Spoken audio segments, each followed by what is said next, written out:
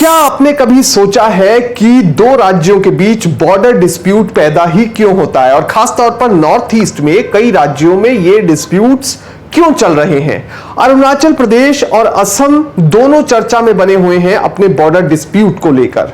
चर्चा में क्यों बने हुए हैं? हाल ही में अरुणाचल प्रदेश और असम की सरकारों ने सीमा विवादों को, बाउंड्री डिस्प्यूट्स को सुलझाने के लिए डिस्ट्रिक्ट लेवल कमेटीज को गठित करने का फैसला किया है। अब ये कमेटीज ये तय करेंगी कि इन विवादों को सुलझाया कैसे जाए। ये जिला समितियां दोनों राज्यों की हिस्टोरिकल पर्सपेक्टिव, एथनिसिटी और इसके साथ ही लोगों की इच्छा और प्रशासनिक सुविधा के आधार पर लंबे समय से लंबित मुद्दों के ठोस समाधान खोजने के लिए विवादित क्षेत्रों में सर्वे करवाएंगी और सर्वे के आधार पर यह तय होगा कि ये आखिर मुद्दे को सुलझा कैसे लिया जाए, कैसे जल्द से जल्द इस पूरी समस्या से छुटकारा पाया जाए। काफी लंबे समय से दोनों ही राज्य चर्चा में बने हुए हैं और चर्चा सिर्फ यही है कि आखिर इनके मुद्दे कैसे सुलझाए जाएं। ये कमेटीज जॉइंट सर्वे करवाएंगी और उन्हीं के आधार पर फैसलों का हल होगा, फैसले होंगे। देश में सीमा विवाद कहां कहां पर है? असम अरुणाचल प्रदेश की अगर बात की जाए, असम अरुणाचल प्रदेश के साथ 804.10 किलोमीटर की अंतर राज्य सीमा लगती है। साल 1987 में बनाए गए अरुणाचल प्रदेश राज्य का दावा है कि पारंपरिक रूप से इसके निवासियों की कुछ भूमि असम को दे दी गई है। एक त्रिपक्षीय समिति ने सिफारिश की थी कि कुछ क्षेत्रों को असम से अरुणाचल प्रदेश में स्थानांतरित किया जाए। इस मुद्दे को लेकर दोनों राज्य इस समय कोर्ट में हैं। असम और मिजोरम की बात अगर की जाए, मिजोरम एक अलग केंद्र शासित प्रदेश बनने से पहले असम का एक जिला हुआ करता था जो बाद में एक अलग राज्य बन गया। मिजोरम की सीमा असम के कछार, हैलाकांडी और करीमगंज जिलों से लगती है। समय के साथ डिमार्केशन को लेकर दोनों राज्यों की अलग अलग धारणाएं बनने लगी। मिजोरम यह चाहता है कि डिमार्केशन बाहरी प्रभाव से आदिवासियों की रक्षा के लिए साल 1875 में नोटिफाई किए गए एक आंतरिक रेखा के साथ हो। जो विभाजन हो, जो डिमार्केशन हो, वो उस नोटिफिकेशन के अनुरूप हो जो मिजो को उनकी ऐतिहासिक मातृभूमि का हिस्सा लगता है। असम का मानना है कि सीमा का निर्धारण बाद में तैयार की गई जिला सीमाओं के अनुसार किया जाए।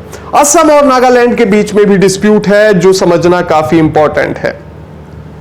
असम नागालैंड की बात की जाए तो साल 1963 में नागालैंड के गठन के बाद से ही दोनों राज्यों के बीच सीमा विवाद चल रहा है। दोनों राज्य असम के गोलाघाट जिले के मैदानी इलाकों के बगल में एक छोटे से गांव मेरापानी पर अपना दावा करते हैं।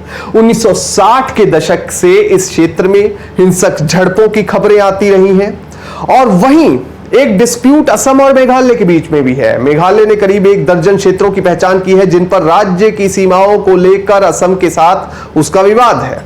हरियाणा और हिमाचल प्रदेश में भी विवाद है। दोनों का परमाणु क्षेत्र पर सीमा विवाद है जो हरियाणा के पंचकुला जिले के नजदीक है। हरियाणा ने इलाके की एक बड़ी जमीन पर अपना दावा किया है और हिमाचल प्रदेश पर हरियाणा के कुछ पहाड़ी इलाकों पर कब्जा करने का आरोप लगाया गया है। लद्दाख और हिमाचल प्रदेश के बीच में भी विवाद है। लद्दाख और हिमाचल दोनों केंद्र शासित प्रदेश सरचू क्षेत्र पर अपना दावा करते हैं जो लेह मनाली हाईवे से यात्रा करने वाले जो टूरिस्ट हैं उनके लिए एक प्रमुख पड़ाव बिंदु है। यहां पर हॉल्ट होता है। यह क्षेत्र हिमाचल प्रदेश के लाहौल और स्पीति जिले और लद्दाख के लेह जिले के बीच स्थित है।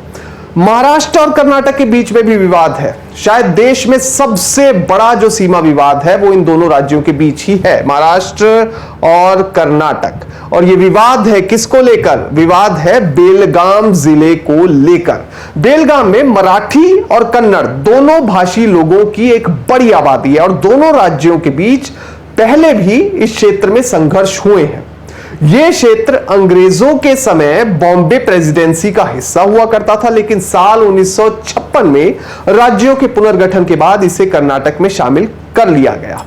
अंतरराज्यीय सीमा विवाद अभी तक अनसुलझे क्यों है? इतने साल हो गए, आप भी ये सोच रहे होंगे। भाषाई आधार पर पुनर्गठन का विचार, हालांकि राज्य पुनर्गठन आयोग 1956 प्रशासनिक सुविधा पर आधारित था। फिर भी पुनर्गठित राज्य काफी हद तक एक भाषा एक राज्य के विचार से मिलते जुलते थे। अब जियोग्राफिकल कॉम्प्लेक्सिटी भी है जो कि एक बड़ा कारण है। दूसरी जटिलता यह है कि नदियां, पहाड़ियां और जंगल कई जगहों पर दो राज्यों में फैले हैं और सीमाओं को फिजिकली आप डिमार्केट नहीं कर सकते, चिन्हित नहीं कर सकते।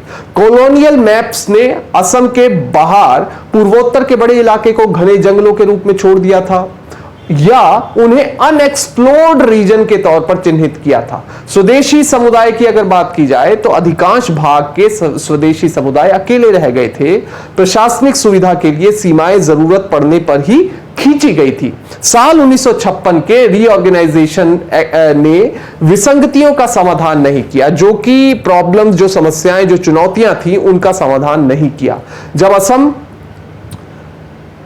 से नए राज्य बनकर निकले, जैसे कि साल 1963 में नागालैंड, 1972 में मिजोरम, मेघालय, त्रिपुरा और मणिपुर, 1987 में अरुणाचल प्रदेश, तब भी इस बात पर ध्यान नहीं दिया गया था। अब वे फॉरवर्ड क्या है?